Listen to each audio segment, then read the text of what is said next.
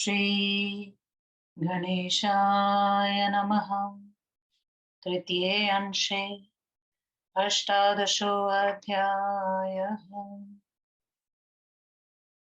श्रीपराशरुवाच तपस्य भीरतां सोऽथ माया मोहो महासुरान् मैत्रेय ददृशे गत्वान् नर्मदातीरसंश्रिताम् ततो दिगम्बरो मुण्डो बहिर्पेच्छधरो द्विज मायामोहसुरान् शलक्षणेदं वचनं ब्रवीतः। मायामोवाच हे दैत्य पतयो ब्रूत यदर्थ तप्यते तपा ऐहिकं वाथ पारन्त्र्यं तपसा फलमिच्छत।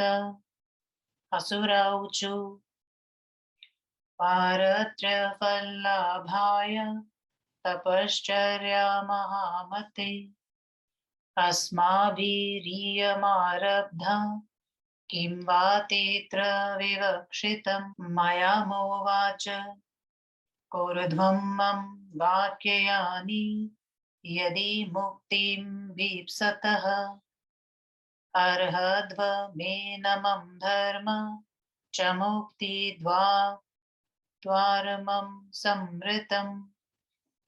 धर्मो विमुक्तेरहोर्यं नेत्स्मात् परो वर्रः अनेव संस्थितः स्वर्ग विमुक्तिं वागमिष्यथ। परध्वं धर्ममेतं च सर्वे यूयं महाबला। श्रीपराशरुवाच एवं प्रकार बहुभिर्युक्तैर्दर्शन चर्चितैः माया मोहेन ते दत्या विमार्गात् पाकृताः। धर्माय तद्धर्माय सदेतन्न सदित्यपि विमुक्त्य तविदं नेत द्विमुक्तिं सम्प्रच्छति। परमार्थो यत्मयर्थं परमार्थो न चाप्ययम् कार्यमेतद् कार्य च नैतेवं स्फुटं त्विदं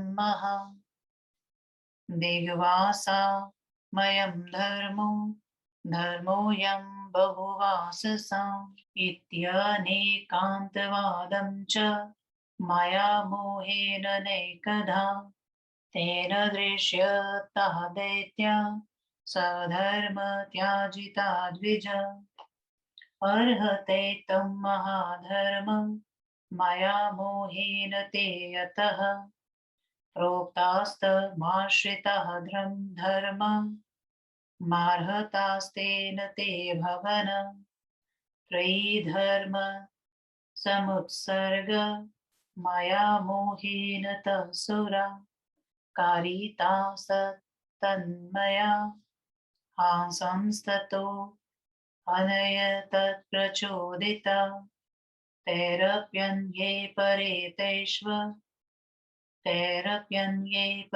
च त्वयि अल्पैरहोभिः सन्त्यक्ता तैर्दैत्य प्राय शस्त्रैः पुनश्व रक्ताम्बर दृढमाया मोहजितेन्द्रिय अन्यानाः सुरानः गत्वा मृद्वल्प मधुराक्षरं सर्वा गार्थयदिवो वाचा निर्वाणर्थमथासुरा तदलं पशुघातादि दुष्टधर्मे निर्बोधता विज्ञानमयमेवैत नशेषं वगच्छत बोध्ययध्वमेव च सम्यग् रवे मिहोदितं जगदेतदनाधारं भ्रान्तिज्ञानार्थ तत्परम रागादिदोष्टमत्यर्थ भ्राम्यते भवसङ्कटे एवं बुध्यत बुद्ध्यध्वं बुध्यतेऽवमितिरयन मया मोहसदैतेन्या दैतेयान् धर्ममत्याजयन् निजम् नानाप्रकारवचनं स तेषां युक्तियोजितम् तथा तथा त्रयी धर्म तत्यजुस्ते यथा यथा तेऽप्ययन् येषां तथैवो चूर्णयेर्नय ततो तथोदिता मैत्रेय तत्यजुधर्मर्म मैत्रेय तत्यजुधर्मरा वेदस्मृत्योदितं परम् अन्यानप्यन्यषा पाषण्ड प्रकारेर्बहुभिर्द्विज दैत्ययान् मोहयामास मया मोहोतिमोहकृतम् स्वल्पेनैव हि कालेन मया मोहेन ते सुरा मोहितास्तत् ह्यजुः त्रयी मार्गाश्रितां कथाम् केचिद्विन्निन्दां वेदानां दिवानाम परे द्विज यज्ञकर्म कलापस्य तथान्य च द्विजन्मनामः नैतद्धूति सहं वाक्यं हिंसा धर्माय चेष्यते हविष्यन् लदगधानि फलात्येत्यर्भकोदितम् यज्ञैर्नैकैर्देव वमवाप्येन न द्रेण भुज्यते शम्यादि यदिच्छेत् काष्ठं तद्वरं पत्रभूपशु निहतस्य पशुर्यज्ञ स्वर्गप्राप्तिर्यदिष्यते स्वपिता यजमानेन किनु तस्मान् हन्यते प्रेप्यते जायते पुंसौ भुक्तमन्येन चेततः पौर्याश्रादं शमायानं नावहेयुः प्रवासिनः जनश्रद्धेयमित्येतदवगम्य ततोऽत्र वा उपेक्षा श्रेयसे वाक्यं रोचतां यं नयेरितं न हाप्तवादानभसो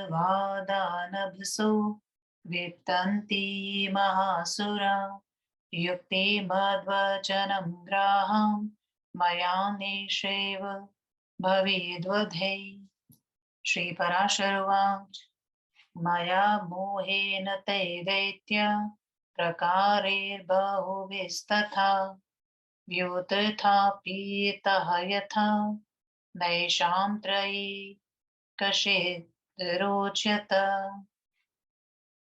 एतन्मुन्मार्गया तेषु दैत्येषु ते मरा उद्योगं परमं कृत्वा युद्धाय समुपस्थिता ततो देवासुरं युद्धं पुनरेवाभवद्विज हताश्च ते सुरा देव्यै सन्मार्गपरिपन्थिनः स्वधर्मकवचं तेषां बुधत्प्रथं द्विजः तेन रक्षा भवत्पूर्व निशूरनिष्ठे च तत्र ते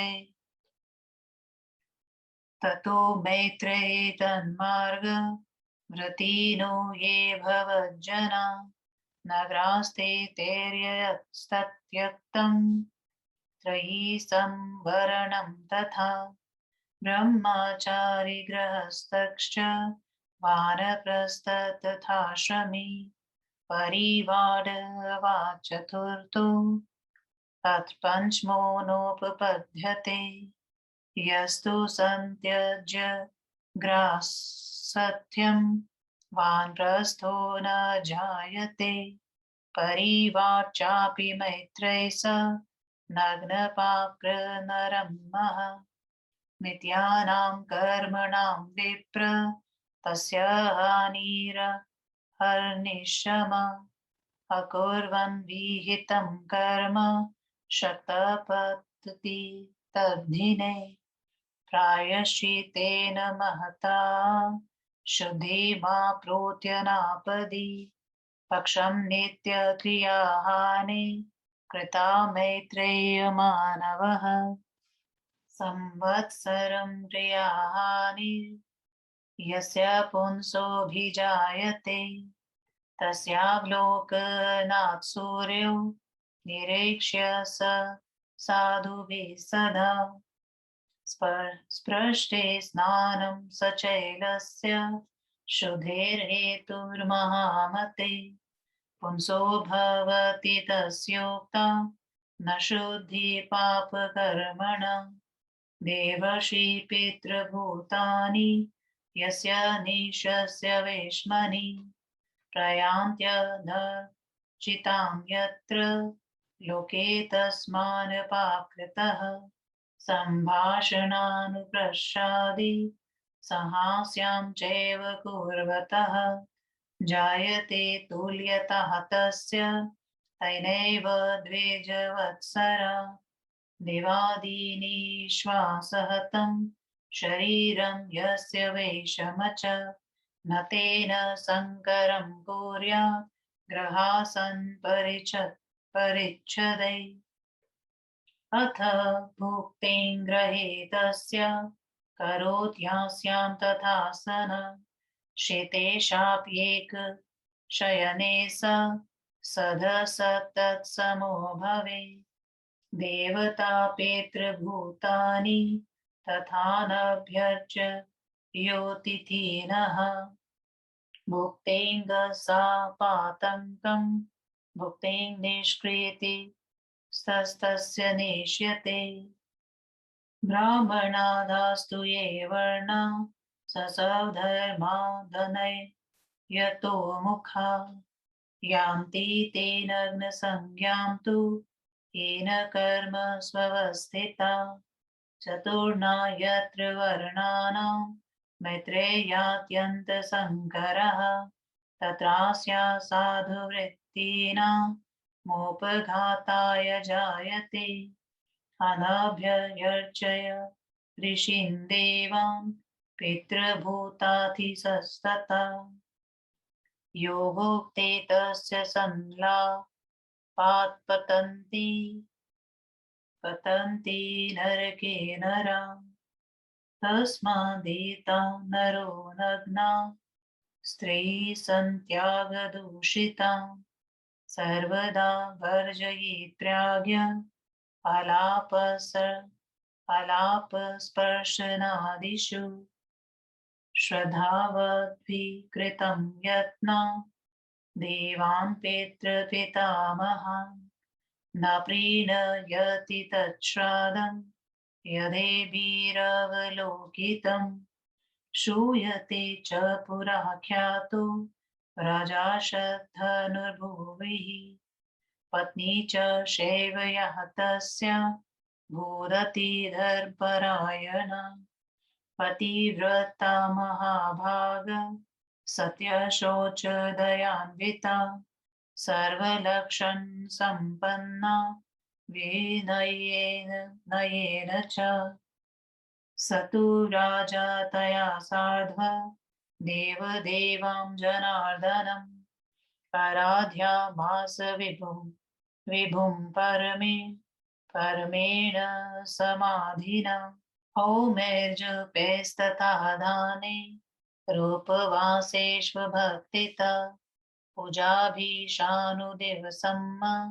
तन्मना नान्यमानसा एकदा तु सम्मन्स्नातौ तौ तु भार्या पतिजले भागीरथ्या सस्मुक्तेनो कार्तिक्यां समुपोषितौ पाषण्डीन् मम पश्येता मायान्तं सम्मुखं द्विजय चापाचार्यस्य तस्यासौ सखा राज्ञो महात्मनः हतस्तदौर्वातेन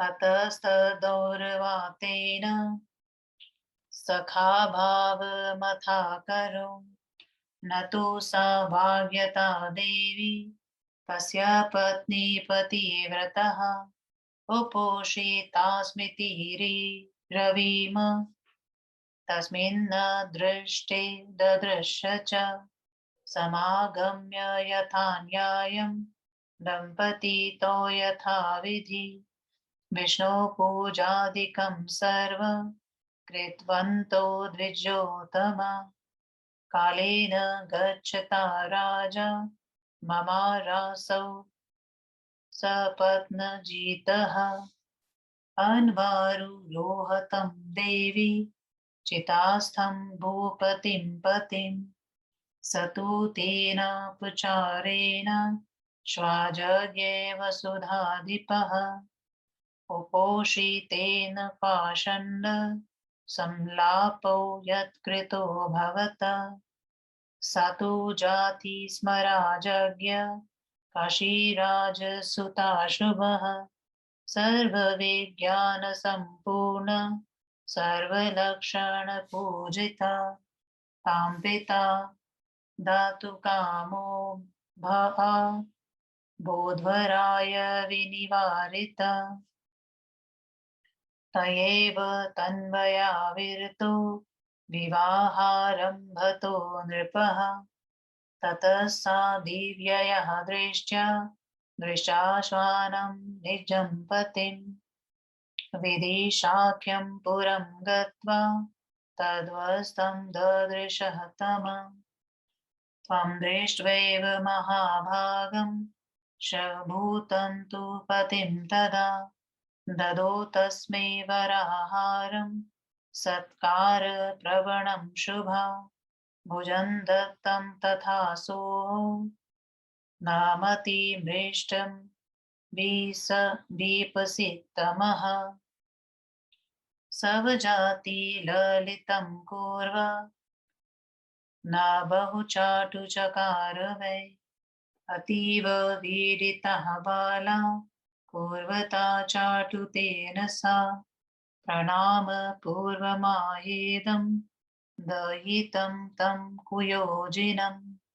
कुयोनिजं समर्यतां तं महाराज दक्षिण ललितं त्वया येन स्वयोनिमापन्नो मम चाटु करो भवान् पाषण्डीनं समाभाष्य तीर्थस्नानान्दनन्तरम् प्राप्तोऽसि कुत्सितां योनिं किन स्मरसि तत्प्रभो श्रीपराशरुवाच त एवं स्मारिते तस्मिन् पूर्वजातिकृते तदा दध्योचिरं ताप्वाप निर्वेदमतिदुर्लभम् निर्वीणं चेतसस्ततो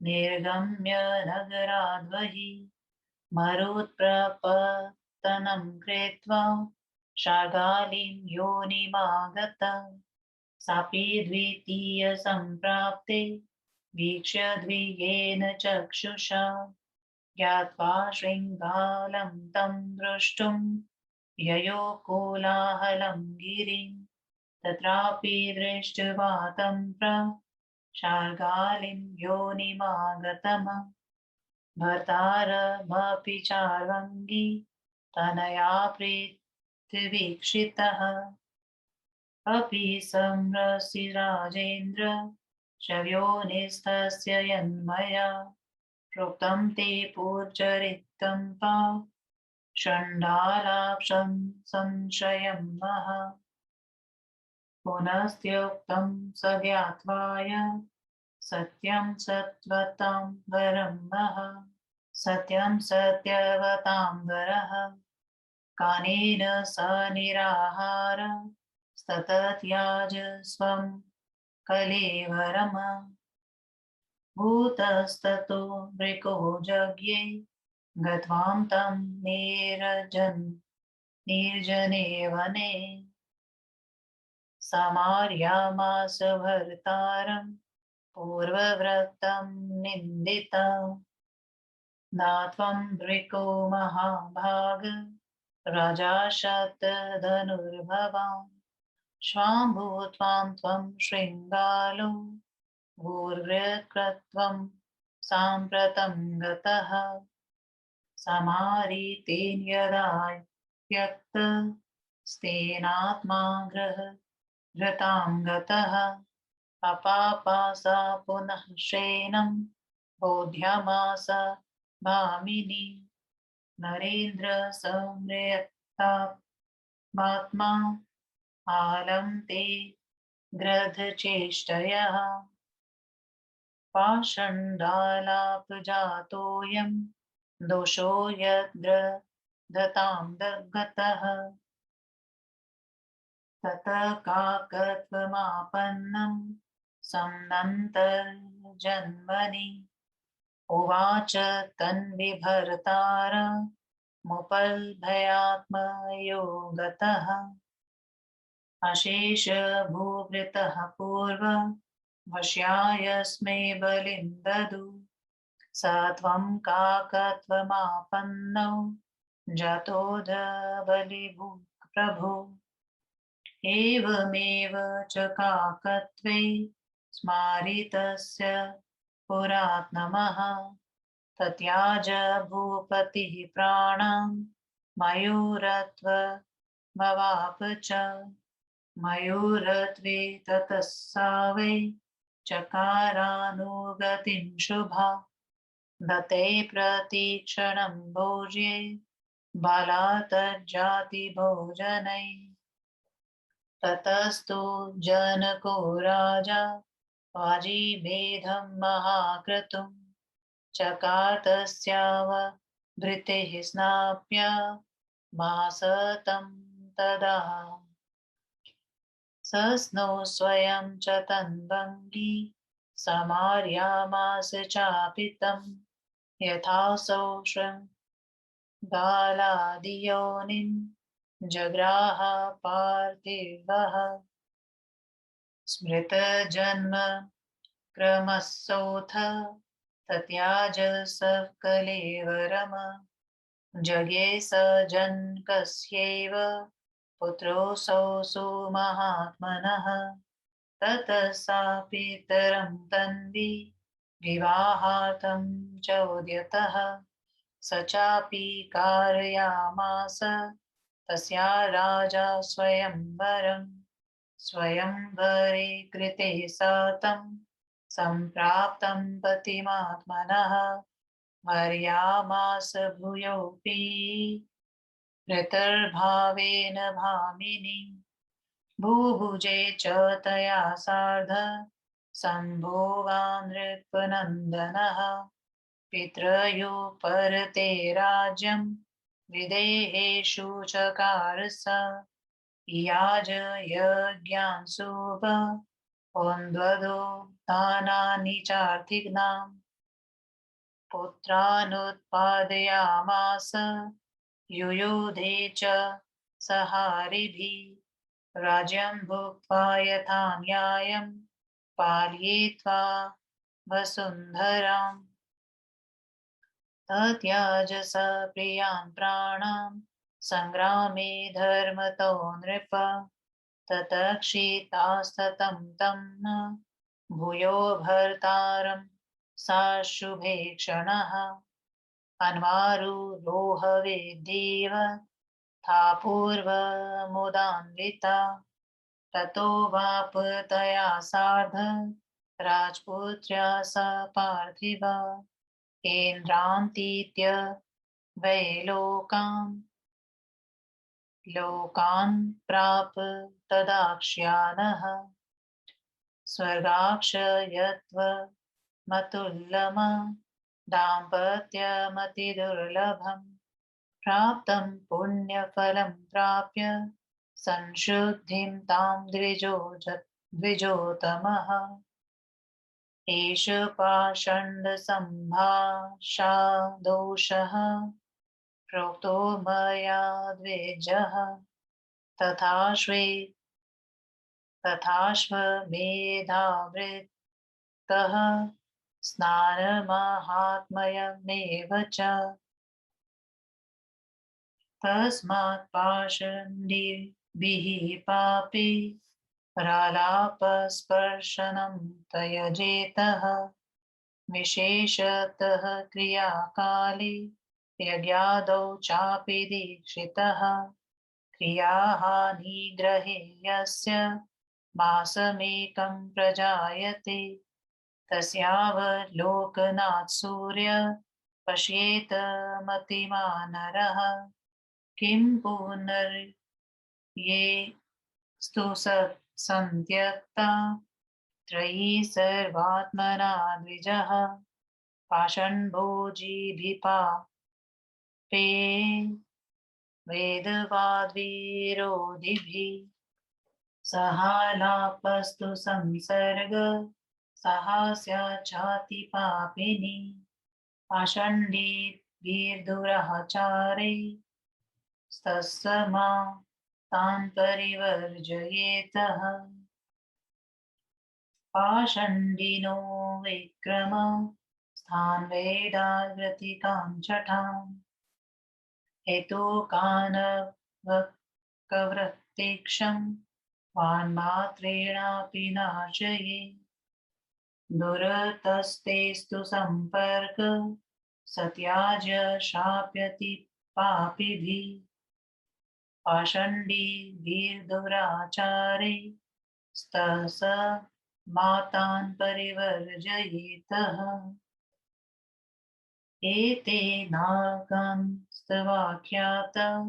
दृष्टाशादोपधातका येषां सम्भाषणात् पुंसां दिनपुण्यं प्रणश्यति एते पाषण्डिनं पाप न होता नालपेदुधा पुण्यं नश्यति सम्भाषा दितेषां तदिनो भवम पुंसां जटाधरणं मौन व्यवक्तां पृथेवः मोघाशीनां किलः शोच निराकृतानामः तोयप्रदां पितृपिण्डः बहिष्कृतानां सम्भाषणादपि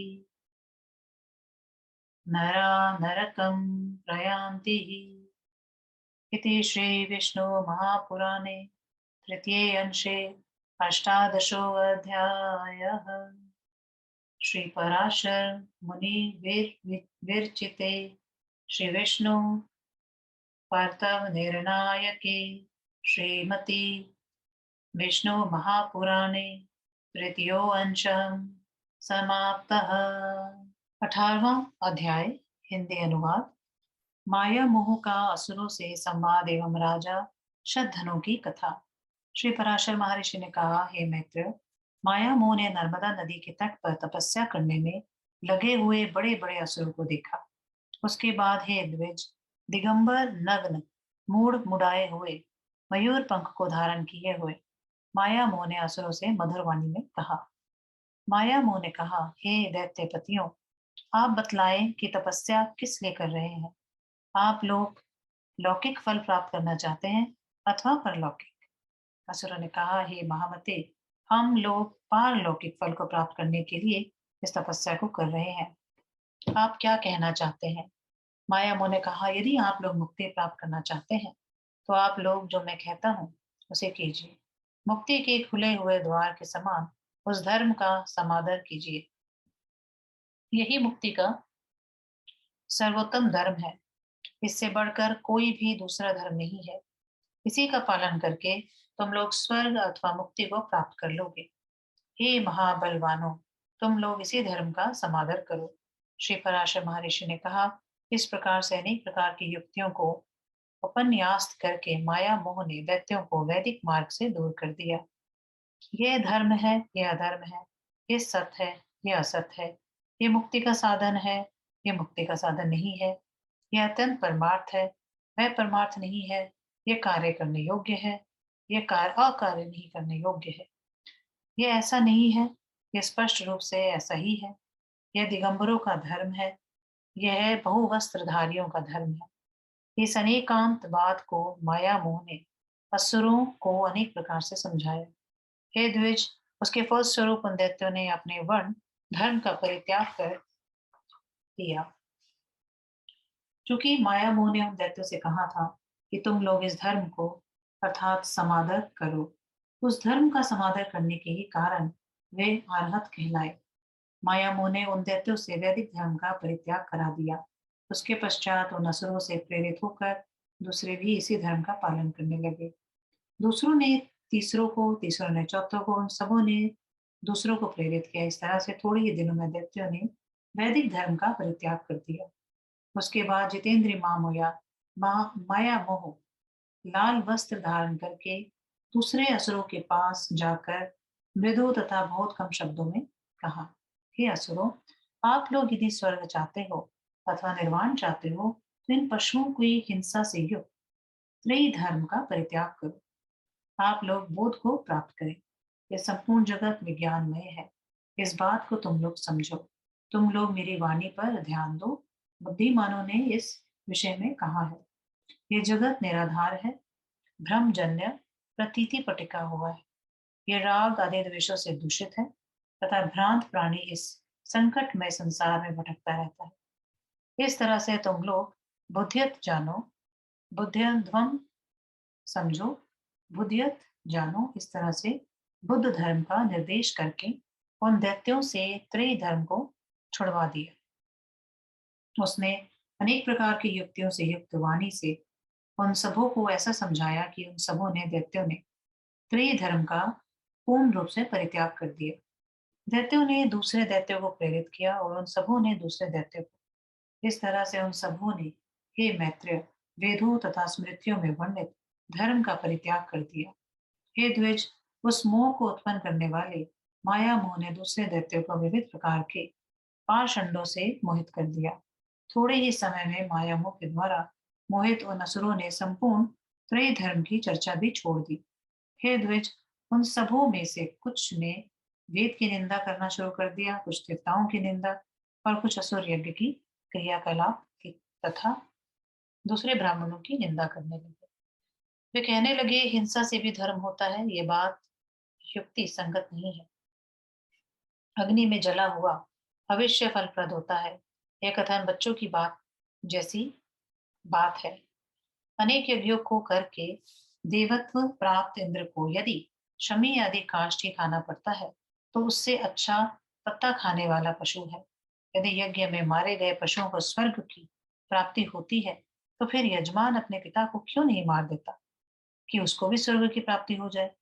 यदि दूसरों के द्वारा खाए हुए अन्न से दूसरों की तृप्ति हो जाती है तो फिर विदेश जाने वाला व्यक्ति अपने साथ भोजन की वस्तु क्यों ले जाता है। उसके पुत्रगण घर पर ही उसका श्राद्ध कर देते। अतएव ये सारी बातें अंधविश्वास की हैं। इन बातों की अपेक्षा करके अपने कल्याण के लिए वैसा ही करना चाहिए जैसे मैं कहता हूँ। कि महासुरों, आप्त वाक्य कोई आकाश से नहीं गिरते हैं। हमको, आप लोगों को तथा दूसरों को भी युक्ति युक्त बातों को स्वीकार करना चाहिए। श्री पराशर महर्षि ने कहा, माया मोह ने अपने अनेक प्रकार के वचनों से दैत्य को इस प्रकार से विचलित किया कि फिर उन सबों की कभी त्रय धर्म में रुचि ही ना रही। इस तरह से दैत्यों की उन्मार्गगामी हो जाने पर देवताओं ने खूब तैयारी की और वे युद्ध करने के लिए उपस्थित हो गए। उसके बाद हे द्विज, देवताओं और असुरों में युद्ध हुआ और सन्मार्ग विरोधी दैत्य देवताओं द्वारा मारे गए। उनके पास जो स्वधर्म रूपी कवच था उसी से उनकी रक्षा हुई थी। उसके नष्ट हो जाने के कारण उन असुरों को विनाश हो गए। हे मैत्रेय, उसी समय से जिन लोगों ने त्रय धर्म रूपी आवरण का परित्याग कर दिया और माया मोह के द्वारा उपदिष्ट मार्ग का अवलंबन किया, वे नग्न कहलाए। ब्रह्मचारी, गृहस्थ, वानप्रस्थी तथा सन्यासी, ये चार ही आश्रमी है। इनके अतिरिक्त और कोई आश्रमी नहीं है। हे मित्र, जो लोग गृहस्थ का परित्याग करके वानप्रस्थी अथवा सन्यासी नहीं हो जाते हैं, वे पापी मनुष्य नग्न है। जो व्यक्ति सामर्थ्य रहने पर भी विहित कर्मों को जिस दिन नहीं करता है, वह उसी दिन पतित हो जाता है। बिना किसी आपत्ति के एक पक्ष तक नित्य क्रिया को नहीं करने वाला मनुष्य बहुत बड़े प्रायश्चित को करके ही शुद्ध होता है। एक वर्ष तक नित्य कृत्य का परित्याग करने वाले व्यक्ति के ऊपर यदि दृष्टि पड़ जाए, तो साधु पुरुष को सदा सूर्य को देखना चाहिए। यदि उस व्यक्ति को स्पर्श हो जाए, तो साधु पुरुष की वस्त्र के साथ वस्त्र के साथ स्नान करने पर ही शुद्धि होती है, किंतु उस पापी की शुद्धि नहीं होती है, जिसके घर से बिना पूजित हुए ही देवता, ऋषि एवं पितृगण ने विश्वास लेकर उसे घर से चले जाते हैं। उससे बढ़कर दूसरा कोई पापी नहीं है। उसके बाद उसके साथ एक वर्ष तक बातचीत करने, कुशल प्रश्न करने तथा उसके साथ उठने बैठने वाला मनुष्य उसी के समान पापी हो जाता है। जिसका शरीर अथवा ग्रह देवता आदि ऋषि पितृगण के निविश्वास से नियत है, उसके साथ ग्रह, आसन तथा वस्त्र आदि को नहीं मिलाना चाहिए। ऐसा होने पर भी जो व्यक्ति उसके घर भोजन करता है, उसका आसन ग्रहण करता है तथा उसके साथ एक ही शैया पर सोता है, फिर शीघ्र ही उसी के समान पापी हो जाता है। जो मनुष्य देवता, पितृगण तथा जीवों का एवं अतिथियों का बिना पूजन किए ही स्वयं खा लेता है, वह पाप ही खाता है और उसका कोई प्रायश्चित भी नहीं है। ब्राह्मण आदि वर्णों में जो वर्ण अपने वर्ण धर्म से परान्मुख हो जाते हैं, वे हीन कर्म करने वाले नग्न की संज्ञा को प्राप्त कर लेते हैं। हे मित्र, जहाँ पर चारों वर्णों का परस्पर में अत्यंत मिश्रण हो गया है, वहां पर साधु वृत्ति वाले मनुष्यों का निवास उनकी वृत्ति का विनाशक हो जाता है। ऋषियों, देवताओं और पितरों का पूजन किए बिना जो व्यक्ति स्वयं भोजन कर लेता है, उसके साथ बातचीत करने से मनुष्य पतित हो जाते हैं। अतः त्रय धर्म का त्याग करने के कारण दूषित इन नग्नों के साथ मनुष्य को बातचीत तथा स्पर्श आदि का परित्याग कर देना चाहिए। जिस रात को ये नग्न पुरुष देख लेते हैं, उसको यदि अत्यंत श्रद्धापूर्वक भी किया जाए, तो भी उससे देवता तथा पितृगण को तृप्ति नहीं होती। ये सुना जाता है कि एक राजा शतधनु थे। उनकी शैवया नाम की पत्नी अत्यंत धर्म परायण थी। वह पतिव्रता, महाभागा, सत्यभाषण और पावित्र का पालन करने वाली तथा दयालु थी। वह विनम्रता तथा नीति आदि समस्त लक्षणों से संपन्न थी। उसके साथ राजा एकाग्र मना होकर देव देव भगवान जनार्दन की पूजा किया करते थे। वे भक्ति पूर्वक भगवत चिंतन करते हुए अनन्यमना होकर होम, जप, दान, उपवास तथा पूजा किया करते थे। एक बार वे दोनों पति पत्नी गंगा जल में एक ही साथ स्नान किए। गंगा से निकलकर उन दोनों ने कार्तिक पूर्णिमा को उपवास किया। उन दोनों ने सामने से आते हुए किसी पाषंडी को देखा। वह उस महात्मा राजा के धनुर्विद्या के आचार्य का मित्र था। अतः उसके प्रति गौरव भाव के कारण उन्होंने उसके साथ मित्रवत व्यवहार किया। किंतु राजा की पतिव्रता पत्नी उससे कुछ भी नहीं बोली, मौन रही। उसने सोचा, मैंने उपवास किया है। इसे देखने के कारण उसने सूर्य का दर्शन किया। हे द्विजोत्तम, वहां से आकर वे दोनों पति पत्नी विधि पूर्वक भगवान विष्णु की पूजा आदि किए। समय अनुसार उस शत्रुजित राजा की मृत्यु हो गई। उस समय उसकी पत्नी ने चिता रूढ़ राजा का अनुगमन किया। उसने उपवास करके जो उस पाषंडी के साथ बातचीत किया था, उसके कारण राजा मरकर कुत्ता हुआ। रानी तो काशीराज की जाति स्मरा सुंदर राजकुमारी हुई। वे संपूर्ण विज्ञानों तथा नारी के समस्त लक्षणों से संपन्न थी। समयानुसार पिता ने उसका विवाह करना चाहा, किंतु उसने वैसा उसने उसे वैसा करने से रोक दिया। उसी के कारण काशीराज उसके विवाह के विषय में उदासीन हो गए। उसके पश्चात उसने अपनी दिव्य दृष्टि से अपने कुत्ता वह पति को देखा और विदिशा नगरी में जाकर उनको वैसा ही पाया। उनके बाद महाभाग पति को कुत्ते के रूप में देखकर उन्हें सत्कार पूर्वक उत्तम भोजन कराया। उसके द्वारा प्रदत्त अत्यंत स्वादिष्ट और अविपसित अन्न को खाते हुए कुत्ता अपनी जाति के अनुसार बहुत चाटुकारिता करने लगा। उसके द्वारा की जाने वाली चाटुकारिता से वह अत्यंत लज्जित हो गई। उस निंदित योनि वाले अपने पति को प्रणाम करके उसने कहा, महाराज, आप अपनी उदारता का स्मरण कीजिए, जिसके कारण आप कुत्ते की योनि को प्राप्त करके आज मेरे चाटुकार हुए हैं। आपको ये याद नहीं है क्या कि तीर्थ में स्नान करने के बाद पखंडी से बात करने के कारण आपको यह निंदित योनि प्राप्त हुई है। श्री पराशर महर्षि ने कहा, उस राजकुमारी के द्वारा इस प्रकार से कहे जाने पर उसने बहुत देर तक अपने पूर्व जन्म का स्मरण किया। उससे उसे दुर्लभ निर्वेद प्राप्त हुआ और नगर से बाहर आकर अपना प्राण त्याग दिया। उसके बाद उसे श्रृगल योनि की प्राप्ति हुई। काशी राजकुमारी ने उसके उस दूसरी योनि को अपने दिव्य दृष्टि से जान लिया और वह उसे देखने के लिए कोलाहल पर्वत पर गई।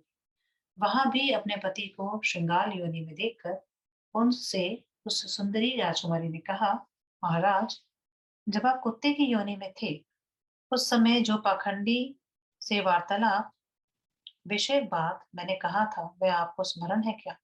सत्यवादियों में श्रेष्ठ वह राजा उसकी बात को सत्य जानकर जंगल में निराहार रहकर अपना शरीर त्याग दिया। उसके बाद वह भेड़िया हुआ। उस समय भी वह आनंदिता कुमारी उस निर्जन वन में जाकर उसके पूर्व जन्म के वृत्तांत को याद दिलाई। उसने कहा, हे महाभाग, आप भेड़िया नहीं है, आप राजा शतधनु हैं। आप पहले कुत्ता हुए, उसके बाद श्रृंगाल हुए, इस समय भेड़िया हुए हैं। उसका स्मरण दिलाने से उसने अपना शरीर छोड़ दिया और कृंत हुआ। निष्पाप उस राजकुमारी ने उसे पुनः याद दिलाया, महाराज, आप अपने को स्मरण कीजिए। आप इस गृध की चेष्टा को छोड़िए। पाखंडी के साथ वार्तालाप करने के पाप से आप गृध हुए हैं। उसके बाद उसने कौए की योनि प्राप्त की। तो सुंदरी ने भी अपने योग से अपने पति को प्राप्त करके सारे वशव्रती राजागण जिसको उपहार देते थे, वही आप आज कौवा हुए हैं। इस तरह से काक योनि में स्मरण दिलवाया। स्मरण दिलाए जाने पर राजा शतमुन ने अपने उस शरीर का भी परित्याग कर दिया और फिर वह मयूर हुआ। उसको मयूर होने पर राजकुमारी उसे मयूर योनि के अनुसार उत्तम आहार देती थी। उस समय राजा जनक ने अश्वमेध यज्ञ किया। यज्ञ के अवृत स्नान के समय राजा ने उस मयूर को भी स्नान करवाया। उस समय राजकुमारी ने भी स्नान किया और उस मयूर को भी उसके पूर्व जन्म की याद दिलाई। उसने पहले किस तरह कुत्ते तथा श्रृंगाल आदि योनियों को प्राप्त किया था। अपने पूर्व जन्मों को स्मरण करके उस मयूर ने अपना शरीर त्याग कर दिया और वह महात्मा जनक के यहाँ पुत्र रूप से उत्पन्न हुआ। उस समय उस राजकुमारी ने अपने पिता को विवाह के लिए प्रेरित किया। उस राजा ने भी उसके स्वयंवर का आयोजन किया। स्वयंवर के समय उसने अपने पति को प्राप्त करके उसका अपने पति रूप से वर्ण किया। उस राजकुमार ने काशी राज की पुत्री के साथ अनेक प्रकार के भोगों को भोगा। पिता की मृत्यु हो जाने पर वह जनकपुरी का राजा हुआ। उसने बहुत से यज्ञ को किया और याचकों को दान दिया। पुत्रों को उत्पन्न किया और शत्रुओं के साथ युद्ध किया। उसने न्यायानुकूल राज्य किया और पृथ्वी का पालन किया। उस राजा ने अपने प्रिय प्राणों का परित्याग धर्म युद्ध में किया। उस समय भी वह सुंदर नेत्रों वाली रानी ने चितारूढ़ पति का अनुगमन प्रसन्नता पूर्वक विधि पूर्वक किया। उसके बाद उस राजकुमारी के साथ राजा ने इंद्र के लोक में से श्रेष्ठ अक्षय लोकों को प्राप्त किया।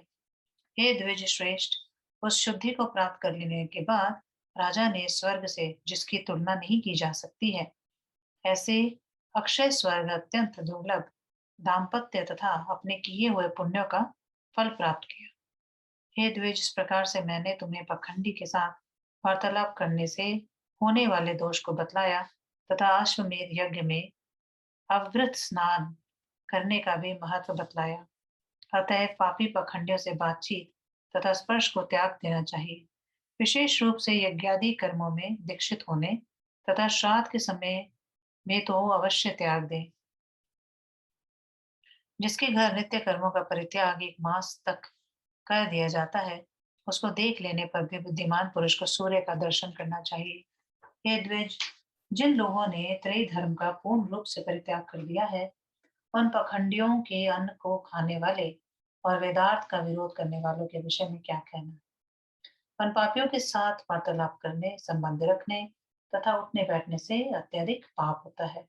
अतएव उन सबों का परित्याग करना चाहिए। पखंडी, विक्रमी, विडारत करने वाले, शठ, स्वार्थी और बहुला भक्त ऐसे लोगों से बोलना भी बंद कर दें। इन पापियों, दुराचारियों, पखंडियों से दूर से ही संबंध को त्याग देना चाहिए। इस तरह से मैंने नग्नों की व्याख्या की। उनके देख लेने से भी श्राद्ध का नाश हो जाता है। उन सबों के साथ बात करने से उस दिन का पुण्य विनष्ट हो जाता है।